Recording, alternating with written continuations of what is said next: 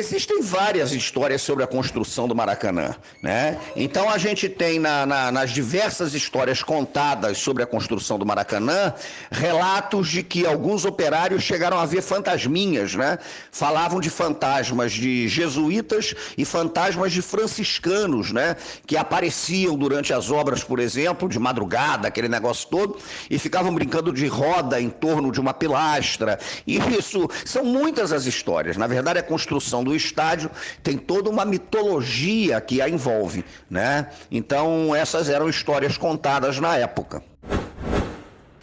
O espaço da Geral era um espaço que, ainda que fosse precário do ponto de vista, né, daqueles que queriam ver o jogo de futebol, a Geral ficava ao nível do campo, então a visão do jogo era muito prejudicada, a Geral ficava muito exposta, né, sem cobertura, e era comum, por exemplo, que das arquibancadas as pessoas jogassem coisas na Geral de bebida, né, de cerveja, a urina, o Geraldino então estava muito exposto, mas ao mesmo tempo a Geral acabou sendo um espaço muito curioso para a performance do torcedor, né? Porque os geraldinos criaram um modo de torcer, um modo de se aproximar do jogo, de praticar o estádio, que foi muito peculiar. Então, para o geraldino, às vezes ver o jogo, acompanhar o jogo, muito ligado às questões táticas, técnicas, era o que menos interessava. Mas participar de alguma maneira daquela festa, daquele evento, né? Se apropriar de um território precário, como era a Geral,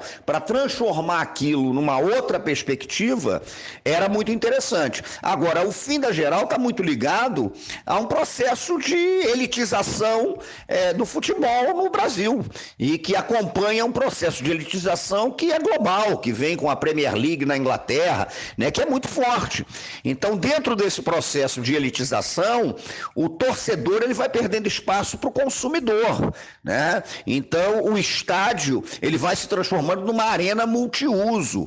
A finalidade do estádio deixa de ser inclusiva, perde essa capacidade de incluir, né, e passa a ser vista por outra perspectiva, pela circulação de mercadorias, né, pela circulação de capital que vai envolver o futebol como grande negócio. Então isso vai, evidentemente, tirando do estádio aquele sujeito que não tem o poder de compra. Quando você termina com a Geral, o que você quer acabar ali, na verdade, tirar do estádio é o geraldino e priorizar aquele torcedor que pode ser um consumidor em potencial. É claro que isso é uma disputa, é claro que tem luta. Hoje a gente tem um outro Maracanã, né, que é um Maracanã arenizado, que é um Maracanã que perdeu grande parte de sua pegada inclusiva, de sua pegada popular, mas ao mesmo tempo esse jogo está aberto.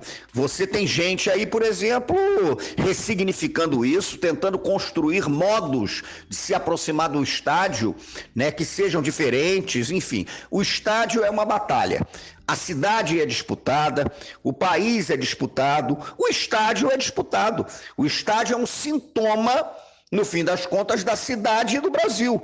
Por isso é que contar a história do estádio me parece importante. E a minha intenção não é contar uma história factual, cronológica, que fale do Maracanã, olha, aconteceu isso aqui, aconteceu aquilo lá. Evidente que eu faço isso, mas eu tomo o Maracanã como um sintoma para pensar o Brasil, para pensar a formação do Brasil e para pensar todos os seus dilemas. O futebol é tão relevante para a nossa história que me parece absolutamente normal que a gente pense o Brasil a partir do futebol e pense o futebol a partir do Brasil.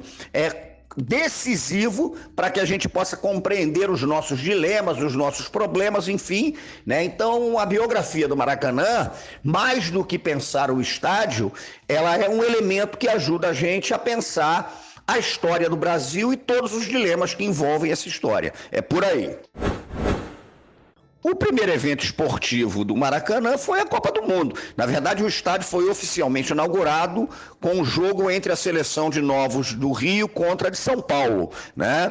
Mas as primeiras peladas no gramado eram jogadas pelos próprios operários da construção, porque durante o processo de construção havia, né, um momento no dia em que jogava-se futebol. Então era um momento de certo lazer para os operários que estavam ali fazendo a obra do Maracanã de uma forma exaustiva, né? e perto da inauguração do estádio, eu não vou falar conclusão, porque o estádio não fica pronto ali, né? A Copa do Mundo começa com o estádio ainda não acabado, né? E isso o próprio comitê da Copa admitia, olha, não deu para concluir o estádio, vamos que vamos. Mas o estádio foi construído prioritariamente para sediar a Copa do Mundo, foi inaugurado com um jogo entre Seleção do Rio e Seleção de São Paulo. Agora os operários batiam as suas peladas ali no processo em que o estádio estava sendo construído. A escolha da área para que o estádio sede da Copa de 50, mais importante, fosse aquela, ela gerou controvérsias, porque desde a década de 30 já havia o projeto de se construir um estádio monumental no Rio de Janeiro, né? Desde a época do governo do Getúlio Vargas. Quando se define que o Brasil vai sediar a Copa do Mundo, a ideia de um estádio que ficasse na capital federal, o Rio era a capital, é uma ideia que ganha corpo, ganha força. Havia quem achasse que isso podia ser resolvido com a reforma de São Januário, o estádio do Vasco da Gama. Mas prevaleceu a ideia de que um estádio novo tinha que ser construído. E aí houve muita polêmica, porque, por exemplo, Carlos Lacerda era vereador e ele defendia que o estádio fosse construído na Baixada de Jacarepaguá e não na região do Maracanã. Ari Barroso, grande compositor e também vereador, foi um defensor ardoroso que o estádio fosse construído onde ele está hoje. Mário Filho, que era o dono do Jornal dos Esportes, foi um entusiasta também da construção do estádio no lugar em que ele está hoje. Porque tanto para o Mário Filho como para o Ari Barroso, o ponto em que está o Maracanã é um ponto central, é um ponto em que a cidade se encontra. É na entrada da Zona Norte, é na saída ali pela Presidente Vargas para você chegar ao centro da cidade, não é distante da Zona Sul, é perto da Estrada de Ferro, há uma estação de trens ali, isso foi levado em consideração com a escolha do lugar. Então houve uma disputa, né? E essa disputa acabou sendo vencida por aqueles como Mário Filho e o Ari Barroso, defendiam que o estádio ficasse onde está hoje. A turma que defendia Jacarepaguá ou então a ampliação de São Januário perdeu essa parada, perdeu essa batalha. Bom, antes do estádio ser construído, aquela região teve uma história relativamente longa. Ali é uma área marcada pela existência de um rio, o Rio Maracanã, né? O nome provavelmente vem de uma maritaca, né? De uma espécie de periquito, o periquito Maracanã, e o que se diz é que havia muito ali na região, nas proximidades do Rio Maracanã. A área pertenceu aos jesuítas, à Companhia de Jesus, ganhou uma relevância maior quando a corte de Dom João chegou ao Rio em 1808, porque a corte foi morar, né? Dom João foi morar relativamente perto, na Quinta da Boa Vista, em São Cristóvão.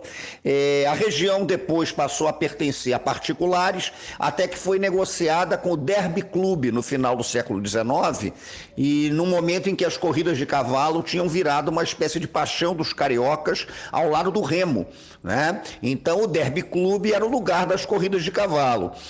Essa região do Derby Clube depois foi negociada com a prefeitura, ali por volta da década de 1920. Então a prefeitura cedeu ao Derby um terreno às margens da Lagoa Rodrigo de Freitas, onde hoje está o Jockey Clube Brasileiro, e aquela região do Maracanã, ela ficou meio que abandonada, foi usada até como depósito de carros do Exército e tal, até que finalmente a área foi escolhida para sediar o estádio que seria o grande marco, né, da participação do Brasil como sede da Copa do Mundo de 1950. O Maracanã, que está fazendo 70 anos, é um marco para a história do Rio de Janeiro e é um marco para a construção de sociabilidades na cidade do Rio de Janeiro. O Maracanã, quando foi construído, ele foi pensado a partir da ideia de um estádio monumental que incluísse a cidade inteira. Eu costumo dizer que o Maracanã ele foi inclusivo, ainda que não tenha sido igualitário, porque ele foi pensado com a perspectiva, né, de separar os setores mais populares, no caso, a geral, da arquibancada, um setor, portanto, que tinha um perfil mais ligado à classe média baixa, enfim, também, das cadeiras, enfim, em que você assistia o jogo com um pouco mais de conforto. Cadeiras cativas, que é a parte nobre do estádio, e as antigas cadeiras azuis, onde você tinha ali o seu lugar, ainda que eu ache que as cadeiras azuis não fossem um lugar bom para você ver o jogo, mas havia mais conforto do que na geral e do que na arquibancada, evidentemente. Então o Maracanã foi pensado dessa forma, e foi um estádio que, no fim das contas, ocupou um espaço no imaginário da cidade do Rio de Janeiro como uma cidade que incluía, né, muito forte, ainda que tenha essas contradições que eu apontei. A geral está ali, a cadeira, a arquibancada e tal. Mas esse espaço de construção de sociabilidade, um estádio onde a cidade se encontrava, né, ele é muito forte. Então o simbolismo do Maracanã como um ponto de encontro dos cariocas, da cidade do Rio de Janeiro, é muito forte. Camarada, isso aí as pessoas vão fazendo no próprio ato de torcer. É só você reparar como hoje você tem, por exemplo, a criação de uma série de torcidas organizadas, né, com uma garotada muito nova, inclusive, que vem tentando ocupar o espaço de uma maneira diferente. É só você ver que, a princípio, o projeto do Maracanã, ele estabelecia lugar marcado com rigidez, e esses lugares marcados têm sido subvertidos pelas torcidas, né? O surgimento, por exemplo, de torcidas com a perspectiva de pensar os problemas do futebol moderno. Então, o ódio eterno ao futebol moderno, por exemplo, é uma bandeira levantada por algumas torcidas de gente muito nova, né? Então, isso daí não existe uma fórmula, isso daí é a prática do estádio que vai permitindo que aconteça, né? E aí você tem processo, por exemplo, o Fluminense tentou encontrar maneiras de baratear, né, o ingresso para atrair mais torcedores. Então, o estádio é feito no cotidiano, cara, não tem uma fórmula, né? As novas maneiras de torcer, elas vão sendo feitas à medida em que você vai praticando o estádio, né? Mas eu vejo, sobretudo, uma garotada mais nova que está no movimento mesmo de criação de algumas novas torcidas. Você tem já uma pesquisa boa sobre isso, você pode pesquisar no Google novas torcidas organizadas, você vai achar muita coisa, né? E essa turma pensa a necessidade de você se apropriar e ressignificar o estádio. Aquele estádio elitista, né? E as pessoas vão tentando ressignificá-lo para que ele volte a ter um caráter mais popular. Isso tem acontecido. Camarada, não, desde o início tinha vendedor de tudo. O Maracanã, na verdade, desde a criação tinha um serviço de bares. Então a venda de bebida, a venda de sanduíche, a venda de cigarro acontecia. E fora dos estádios você vendia de tudo. A Laranja Lima era um clássico, né? As pessoas subiam aquelas rampas vendendo laranja. Mas sempre houve um comércio muito forte no entorno do jogo, né? Você sempre teve uma economia ligada ao jogo, nos arredores do estádio, que era muito forte. E não, eu não acho não. Eu acho que aquele jogo Bangu-Curitiba foi um jogo disputadíssimo, né? As torcidas se uniram para apoiar o Bangu, evidentemente, estava cheio o estádio, e houve um gol do Marinho que eu acho que foi mal anulado pelo juiz, e o jogo foi 1-1, foi disputado. O Curitiba acertou o gol numa falta, uma cobrança de falta de longe que resvalou na barreira. Não acho não, eu acho que foi do jogo mesmo. O jogo foi decidido nos pênaltis, tinha um clima de euforia normal numa final, e um clube como o Bangu que acabou, de certa maneira, unindo as torcidas dos 4 grandes do Rio de Janeiro. Mas não acho que tenha sido o triunfalismo do Bangu, não. Acho que aquilo é do futebol, é do jogo do futebol mesmo. Foi um jogo disputadíssimo. Curitiba já tinha eliminado o Atlético Mineiro, um time muito forte, segurando o resultado no Mineirão. Eu acho que é por aí. Olha, de certa forma o estádio sempre apareceu além do futebol, né? Porque se você pega a tradição, por exemplo, do futebol aparecendo na música brasileira, é anterior ao Maracanã. Então é uma coisa que já vem com o Noel Rosa citando o Rocinho, que foi jogador do Vasco, né?